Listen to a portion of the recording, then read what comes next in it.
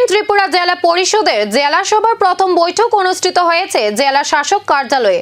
বৈঠকে মূলত পঞ্চায়েত উন্নয়ন পরিকল্পনা 2026-2027 নিয়ে বিস্তারিত আলোচনা করা হয়। আগামী অর্থ বছরে জেলার বিভিন্ন পঞ্চায়েত এলাকায় উন্নয়নমূলক কর্মসূচির রূপরেখা, অগ্রাধিকার ভিত্তিক প্রকল্প নির্বাচন এবং জনসাধারণের অংশগ্রহণ নিশ্চিত করার বিষয়গুলি পর্যালোচনা করা হয়।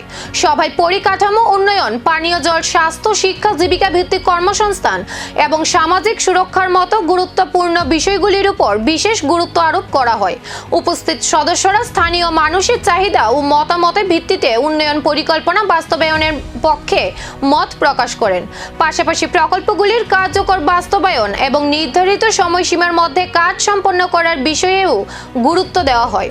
সভায় সভাপতিত্ব করেন পশ্চিম ত্রিপুরা জেলার দায়িত্বপ্রাপ্ত সভাপতি বিশ্বজিৎ শীল।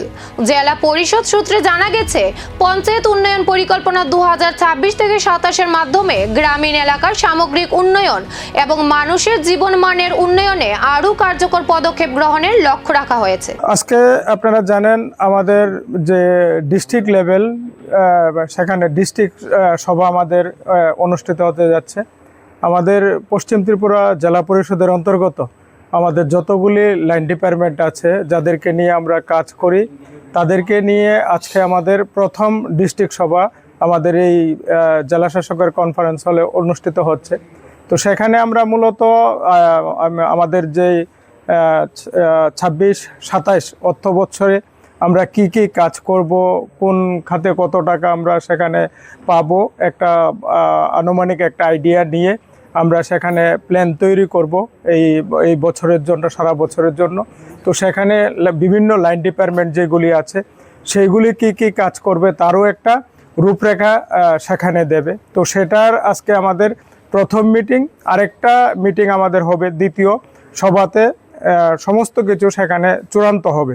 তো আজকে বিভিন্ন জায়গা, বিভিন্ন ডিপার্টমেন্টের যারা আছে সেখানে তারা প্রস্তাব রাখবে যে কোন খাতে কি কি কাজ তারা করে আগামী এই মাসেরই হয়তো 28 বা 30 তারিখের মধ্যে আবার একটা সভা হবে।